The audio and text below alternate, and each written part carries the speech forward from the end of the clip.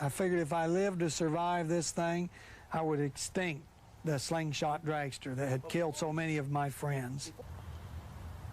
So you're in the hospital bed now, and the only thing you can think about is a design for a new dragster. You tried to keep it a secret, and when that word got out that you were designing a rear-engine dragster, all hell broke loose.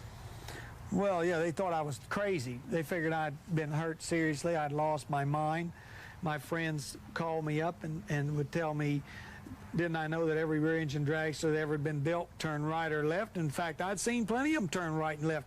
Red Chase in 1957 at Houston almost ran over me with a rear-engine car. If I hadn't been so far in front of me, he would have crashed into me.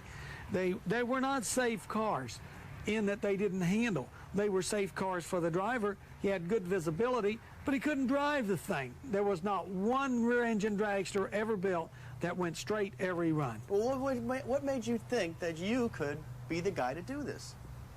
I don't know. I just had a gut feeling that it could be done.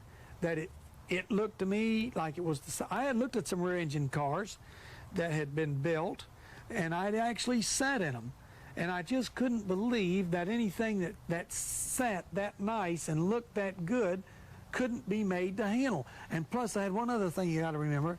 By this time, rear-engine cars had invaded Indianapolis, and they had said that no rear-engine car would ever get around the Indy 500, and yet the English built chassis that were able to do that.